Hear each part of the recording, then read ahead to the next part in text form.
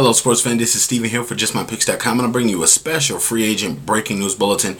I've got a list of some of the hottest names that are going to be free agents, and I'm giving you guys the best couple of ones that should be thought about for your team because they may be a great need to your team, or just in general because these are some of the good names that are in the free agent market, and these are some of the best names that are available at this point in time. I want to start really with Jairus Byrd, the former Buffalo Bills safety. You're looking at him being the top really key player in free agency. He came out in a year that you really don't have a lot of top free agents in the top echelons. You have a TJ Ward of the Browns as a free agent, but you're looking at Jairus Byrd and saying he can really cash in. He can really get the money like a Ed Reed would get, minus a year or two, but he's really one of those guys that you really want to lock up. You want to give him a 5 to 6 year deal. He's in his prime. You're looking at some of the ball hawking skills, some of the good abilities that he has moving forward. You want to make sure he's on a team that could potentially win a Super Bowl. You don't want to go throw money at him if you don't have a chance of winning a Super Bowl. You don't want to make him a building block because I don't think he's a building block type player. He's not like an Ndamukong Suh.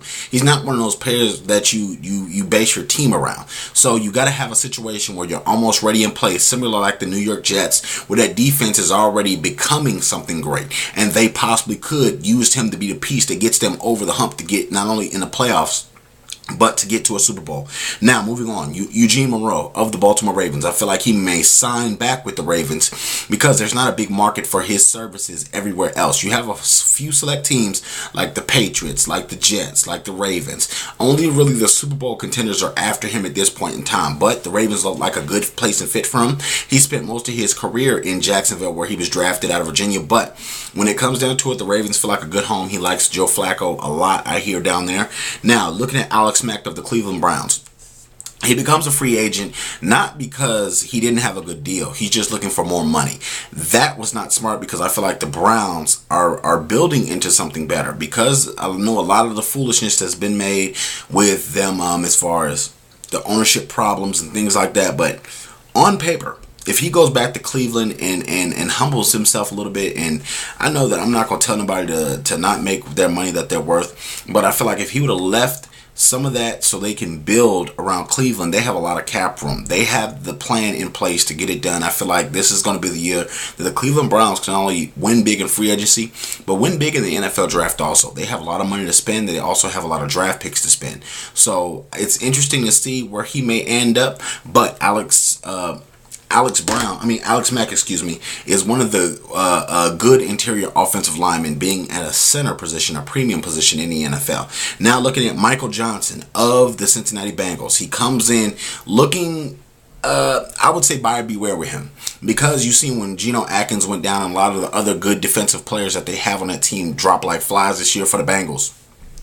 His production dropped because a lot of teams double teamed him, chipped him, did things like that, and you knew he was coming. You knew where he was coming. He's not a Julius Peppers where he's a freakish athlete where he can just go across the line and demolish people. But you're looking at him being a genetic freak, but him not having quite that athletic ability to take it to the next level yet. I think that he has got a lot of his accomplishments, a lot of his sacks. You look at 11 sacks last year before, and 2 years ago, and only 3 last year. It doesn't really equal out to him being great, but he will be one of the beneficiaries of having a lot of good defensive players on a team. He wasn't exactly the main dish or the primary player like a DeMarcus Ware was back in the day, or Julius Peppers was in the day, but he can get the job done. I feel like buyer beware though. Don't throw too much of a contract at him. You don't know if he's a proven talent one-on-one with a lot of these matchups. Now coming in, you have Eric Decker, wide receiver, formerly of the Denver Broncos, looking at what he possibly could do and what he could bring to the table. Even though he went missing in the Super Bowl, you look at his production the last 2 seasons. 24 touchdowns for the Denver Broncos last 2 seasons, tied with Dez Bryant of the Dallas Cowboys, the most touchdowns the last 2 seasons. Really, a lot that went on. Peyton Manning quietly made him his favorite target in the red zone. You look at a lot of those plays, he made mismatches when you had a Wes Welker, Demaryius Thomas covered.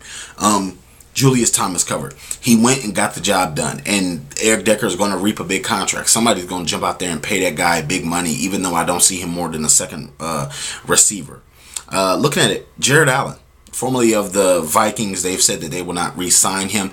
Jared Allen is a pass rushing guru. I know he has the crazy rhinestone cowboy mentality. He does the sack dance where he bull ties him and all that other stuff. But at the end of the day, going to a Super Bowl contender, I feel like Jared Allen can set them off at the top. Looking at potentially a San Francisco 49ers gig, looking at a Seattle Seahawks gig, he can be a third down pass rush specialist and get the job done on any football team that is a Super Bowl contender. He is not the same Jared Allen he used to be, but he still has that kind of prime speed to get off the edge and get where he needs done. Now, Justin Tuck is an interesting case because the New York Giants do want to resign him, but the cap number has to be well. He is not the same Justin Tuck he used to be a couple of years ago. He's getting older in age, up there, wiser in the tooth, and you're seeing a lot of teams cut ways and part ways with a lot of these former superstars or players that used to be the face of the franchise. Now, I would resign Justin Tuck if I was the Giants because he is also one of the better defensive linemen that they have. The only defensive player I think they have on that team better than him is Jason Pierre-Paul. And I think that's only because of size and youth. You know, Father Time's going to catch up to all of us eventually one day. Looking at Brandon Albert, I'm expecting him to sign with the Miami Dolphins. He's a big guy. He wanted a big contract last year. The Chiefs hit him with the franchise tag, and you're looking at what he's potentially worth. He's going to be overpaid a little bit. He didn't produce like he should. But the interesting thing is his size and his speed. You saw him get beat a little bit last year. He is size-wise a great fit. But when it comes down to it, the speed is just not there. He's not making those blocks like you want to. He had to switch from one side of the offensive tackle to the other offensive tackle. That threw him off a little bit. And they've moved him around so much that you see he doesn't really feel comfortable. With the Miami Dolphins, he'll know where he'll be. He potentially could be the right tackle or the left tackle for the Dolphins. Pick your side and play your position. The Dolphins are looking to revamp that offensive line, and I'm telling you, Albert's going to end up down there. Now, when it comes down to it, Michael Vick and Knowshon Moreno. Michael Vick and Knowshon Moreno are two interesting cases because Mike Vick, I feel like he's going to end up with the Jets. I don't see the Browns really having enough to get him to go there, but Knowshon Moreno potentially could end up back with the Broncos. He could end up with the Jets. He could end up with the Raiders. He could end up with the Patriots. He could end up with almost any team because he can pass block. He can catch the ball in the screen game. He can also do things in the middle. He showed us his toughness this season. Played some of the most games he's played ever in his career this year. So you have to look at that as being a good sign if you're a Denver Broncos fan or if you're interested in Knowshon Moreno. He's in a contract year, really held up and was banged up. We saw him get a huge game against the New England Patriots. His best game of the season and career. So many things, but when it comes down to it, these are just some of the good guys that you could possibly pick up. Also, some honorable mentions. Antonio Cromartie, formerly of the Jets and the Chargers. You're looking at some of the things that he does well. He's a ball hawk, excellent number one cornerback. He can do a lot of good things. Aqib Talib, also excellent ball hawk, number one cornerback on your team. Should be looking for him if you guys need a shutdown corner on defense. Plays good man-to-man. Plays good in the zone scheme also because he can move side to side, play left to right. He doesn't have to stay on one side of the field to shut guys down. He can follow them. As we saw him do Jimmy Graham in the NFL regular season, he shut Jimmy Graham down. One of the best tight ends, if not the best tight end in the NFL. LaMarr Woodley of the Steelers. He's going to be released. He currently is a member of the Steelers. He's going to be released tomorrow. He's not going to be there when the start of free agency starts. And when it comes down to it, last but not least, Shaun Phillips of the Denver Broncos. Guy is a heck of a linebacker. He's up there in age, but can be a defensive end at times. Can be a rush linebacker from that weak linebacker spot and can bring the pressure. We saw him do that when Von Miller went down for the Denver Broncos, but when it came down to it, he is older, so he's going to have to wait for that first wave of free agency to go and that second free agency wave to go. Then he will pop in on that third wave. I want to know what you guys feel is the best potential free agent move. Check us out right now. Leave a comment in the section below. Let me know what you guys feel. Check me out at justmypicks.com. Also follow me on Twitter at justmypicks.tv. Also check me out on YouTube. YouTube.com/JustMyPicksTV. Don't forget to share my videos in your sports group. This is very important. We want to debate with you guys. Let us know how you feel. Thank you very much and join us again.